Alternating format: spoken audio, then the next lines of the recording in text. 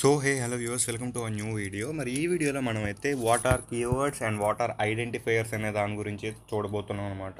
So ఇప్పటివరకు కనుక మీరు మన ఛానల్కి సబ్స్క్రైబ్ చేయకపోయి ఉంటే డెఫినెట్గా సబ్స్క్రైబ్ చేసుకోండి. ఎందుకంటే మీకు ఈ ఛానల్లో కంప్లీట్గా మనకి కోర్సెస్ ఏవైతే ఉంటాయో, లైక్ ఒక ఇంజనీరింగ్ స్టూడెంట్కి కావాల్సిన కోర్సెస్ అన్నీ కూడా వరుసగా రావడం అయితే జరుగుతుంది. So it will help you a lot అనమాట. సో ఫస్ట్ వచ్చేసి సిలో ఉన్న ప్రతి వర్డ్ అనేది టూ కేటగిరీస్లోకి అయితే వెళ్తుంది. ఫస్ట్ వచ్చేసి కీవర్డ్స్ అంటాం, సెకండ్ ఏంటంటే ఐడెంటిఫైయర్స్. మీకు ఇక్కడ ఒక డౌట్ అయితే రావచ్చు, కీవర్డ్ అంటే ఏంటి, ఐడెంటిఫైయర్ అంటే ఏంటి అని చెప్పేసి. సో కీవర్డ్ అనేది ప్రీ డిఫైన్, ఐడెంటిఫైయర్ అనేది యూజర్ డిఫైన్ అనమాట. అంటే ప్రీ డిఫైన్ అంటే ఆల్రెడీ మనకి ఆ ప్రోగ్రామ్ రాసిన అంటే ఆ కంపైలర్కి ఈ వర్డ్స్ అనేవి తెలుసు. ఆల్రెడీ కంప్యూటర్లో ఈ వర్డ్స్ అనేవి ఉంటాయి. ఒక ప్రోగ్రామ్కి కీవర్డ్స్ ఏవైతే ఉన్నాయో ఇది బిల్డింగ్ బ్లాక్స్ అనేది చెప్పుకోవచ్చు.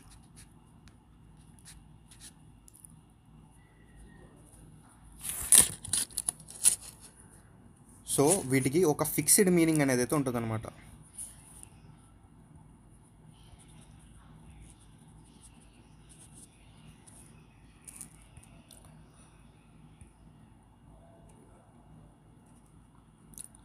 సో మీకు ఇప్పుడు స్క్రీన్ మీద అయితే డిఫరెంట్ టైప్స్ ఆఫ్ కీవర్డ్స్ని అయితే నేను డిస్ప్లే అయితే చేయడం జరుగుతుంది.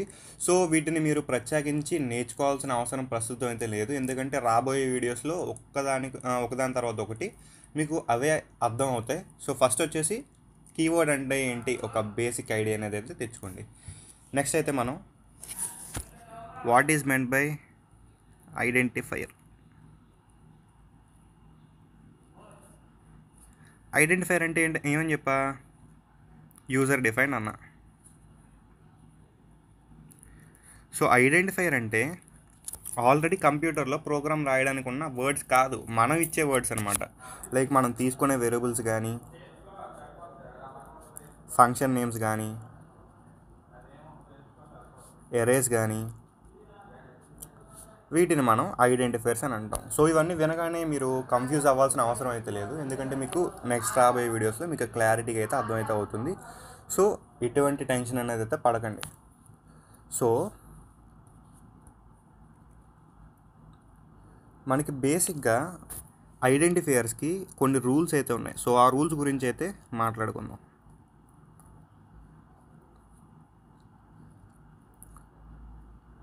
FIERS.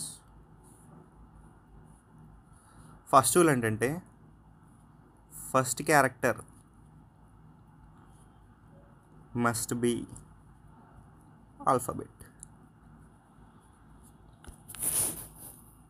Are underscore. ఒక ఐడెంటిఫైయర్ అంటే ఏమని చెప్పా, మనం తీసుకునే అదే user define word. For suppose A123 అని తీసుకున్నాం అనుకోండి, ఇది ఐడెంటిఫైయర్ అవ్వద్ది, అంటే దీన్ని మనం యూజ్ చేయొచ్చు. అలా కాకుండా 1ABC అని తీసుకుంటే ఇది కాదు, ఓకేనా. ఫస్ట్ సెంటెన్స్కి మీనింగ్ ఇది. సెకండ్,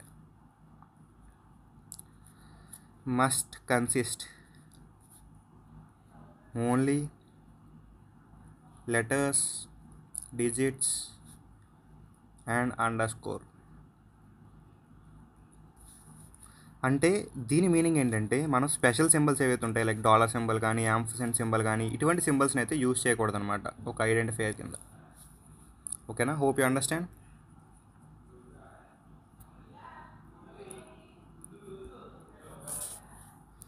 థర్డ్ రూల్ ఏంటంటే only first 31 character are significant.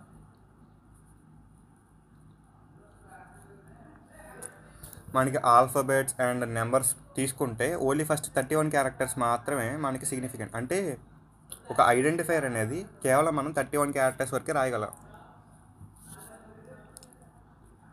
Fourth point వచ్చేసి can't use a keyword as identifier. Keyword for suppose ఇంట్ అనేది ఒక కీవర్డ్. ఈ కీవర్డ్ని మనం ప్రోగ్రాంలో ఇంట్ ఏ ఈక్వల్ టు ఇంట్ అని ఇవ్వకూడదు. ఎందుకు? ఇంట్ అనేది already pre defined, user defined కాదు. సో ఈ విధంగా మనం కీవర్డ్స్ ఏవైతే ఉన్నాయో వాటిని మనం ఐడెంటిఫైయర్స్ కింద అయితే వాడలాం.